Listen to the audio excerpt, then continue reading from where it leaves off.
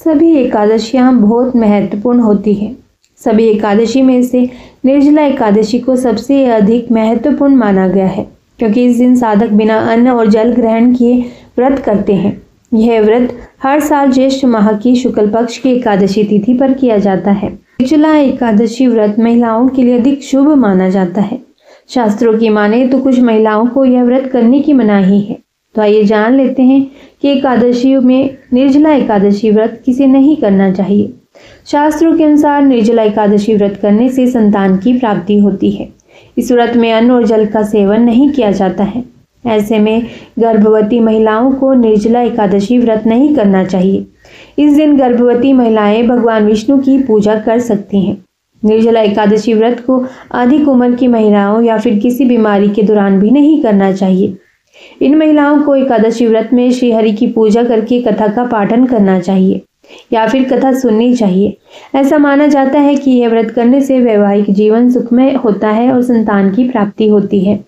हिंदू रीति रिवाजों की माने तो महिलाओं को मासिक धर्म के समय पूजा पाठ करने की भी मनाही है। ऐसे में मासिक धर्म के दौरान महिलाओं को निर्जला एकादशी व्रत नहीं करना चाहिए। अगर व्रत के समय मासिक धर्म आ जाए तो व्रत रखकर किसी और के द्वारा पूजा अर्चना करवा सकते हैं। माना जाता है कि इससे पूजा सफल होगी। पुराणों के अनुसार एकादशी को हरि दिन और हरिवासर के नाम से भी जाना जाता है। इस व्रत को वैष्णव और गैर वैष्णव दोनों ही समुदाय द्वारा मनाया जाता है। एकादशी व्रत हवन, यज्ञ, वैदिक कर्म कांड आदि से भी अधिक फल देता है। इस व्रत को रखने की एक मान्यता यह भी है कि इससे पूर्वज या पितरों को स्वर्ग की प्राप्ति होती है। और स्कंद पुराण में भी एकादशी व्रत के महत्व के बारे में बताया गया है। जो भी व्यक्ति इस व्रत को रखता है उनके लिए एकादशी के दिन गेहूं, मसाले और सब्जियां आदि का सेवन वर्जित होता है। भक्त एकादशी व्रत की तैयारी एक दिन पहले यानी कि दशमी से ही शुरू कर देते हैं। दशमी के दिन श्रद्धालु सुबह जल्दी उठकर स्नान करते हैं और इस दिन में बिना नमक का भोजन ग्रहण करते हैं। एकादशी व्रत करने के नियम बहुत ही सख्त होते हैं, जिसमें व्रत करने वाले को एकादशी तिथि के पहले सूर्यास्त से लेकर एकादशी के अगले सूर्योदय तक उपवास रखना पड़ता है। यह व्रत किसी भी लिंग या किसी भी आयु का व्यक्ति स्वेच्छा से तो रख सकता है। एकादशी व्रत करने की चाह रखने वाले लोगों को दशमी तिथि के दिन से कुछ जरूरी नियमों का पालन जरूरी बताया गया है। दशमी के दिन से ही श्रद्धालुओं को मांस, मछली, प्याज, दाल, मसूर की और शहद जैसे खाद्य पदार्थों का सेवन नहीं करना चाहिए। रात के समय भोगविलास से दूर रहते हुए पूर्ण रूप से ब्रह्मचर्य का पालन करना चाहिए। एकादशी के दिन सुबह दांत साफ करने के लिए लकड़ी का दातुन भी इस्तेमाल न करें। इसकी जगह आप नींबू, जामुन या फिर आम के पत्तों को लेकर चबा लें और अपनी उंगली से कंठ को साफ कर लें। शास्त्रों के अनुसार श्रद्धालु एकादशी के दिन आप इन वस्तुओं और मसालों का प्रयोग अपने व्रत के भोजन में कर सकते हैं। ताजे फल, मेवे, चीनी, कुट्टू, नारियल, जैतून का तेल, दूध, अदरक, काली मिर्च, सेंधा नमक, आलू, साबूदाना, शकरकंदी आदि। एकादशी व्रत का भोजन सात्विक होना चाहिए। कुछ व्यक्ति यह व्रत बिना पानी पिए यानी कि निर्जला करते हैं।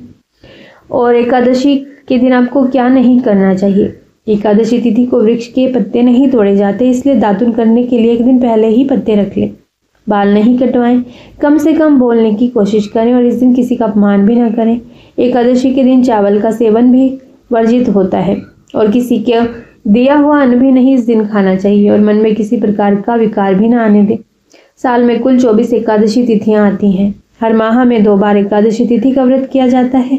हर व्रत के पीछे कोई ना कोई धार्मिक वजह या फिर कथा छुपी होती है। एकादशी व्रत मनाने के पीछे भी कई कहानियां हैं। एकादशी व्रत कथा को बहुत महत्वपूर्ण माना जाता है।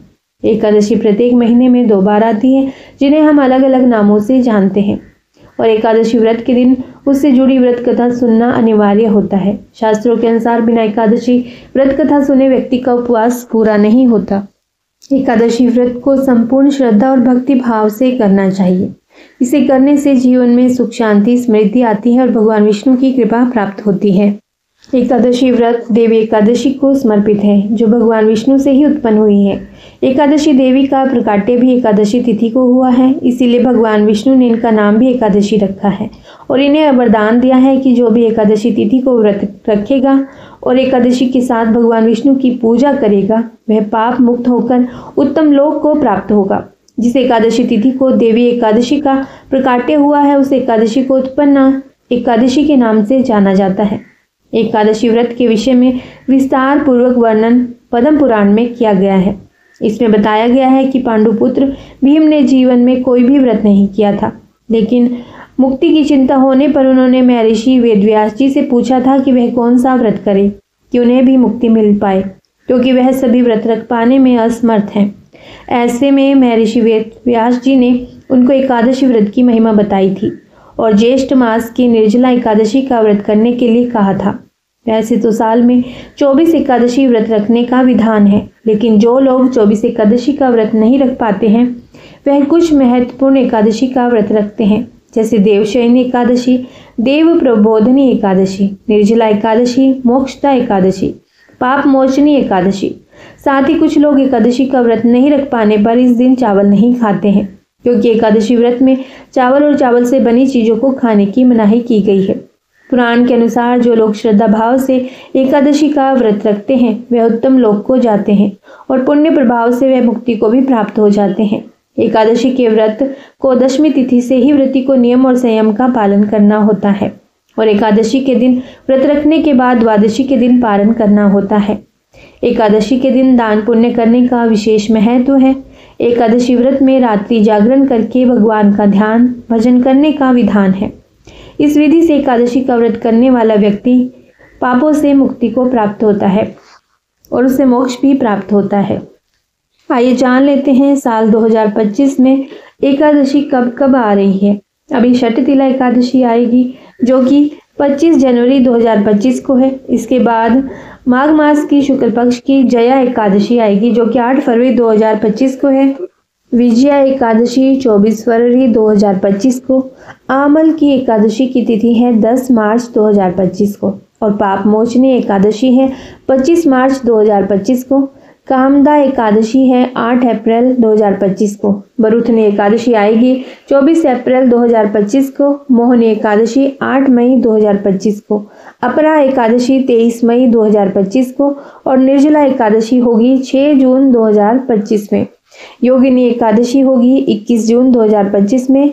देवशयनी एकादशी 6 जुलाई 2025 में। कामिका एकादशी की तिथि है 21 जुलाई 2025 को और सावन पुत्रदा एकादशी आएगी 5 अगस्त 2025 को।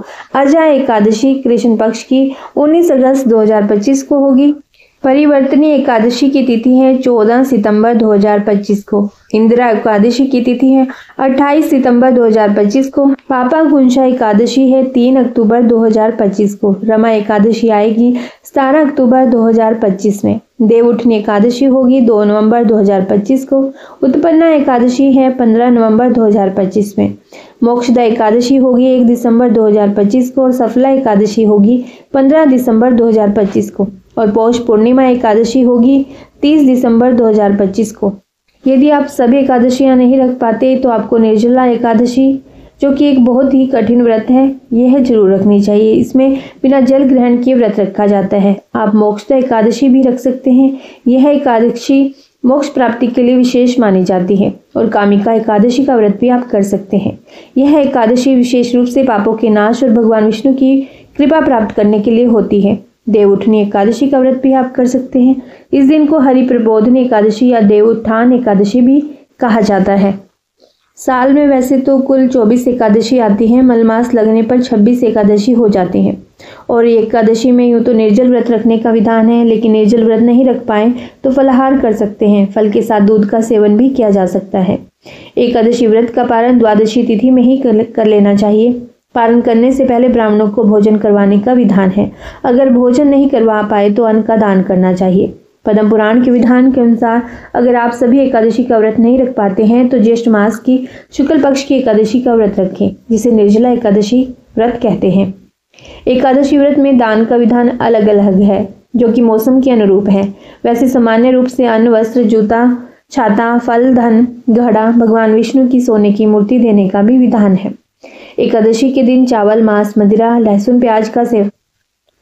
प्याज का सेवन वर्जित माना गया है। इस दिन स्त्री पुरुष को संयम भाव से रहना चाहिए और मन और वाणी से भी किसी के प्रति द्वेष का भाव नहीं रखना चाहिए। किसी को बुरा नहीं कहना चाहिए। एकादशी का व्रत रखने वाले के लिए रात्रि में जागरण करने का भी विधान है। आशा करती हूँ यह वीडियो आपको अच्छी ज़रूर लगी होगी, तो इसे लाइक करना ना भूलिएगा और शेयर भी ज़्यादा से ज़्यादा कीजिएगा ताकि सभी को एकादशी के नियमों का पता लग सके। तो कमेंट बॉक्स में अवश्य ही लिखिएगा ओम नमो भगवते वासुदेवाय। श्री हरि की कृपा आप सभी पर बनी रहे।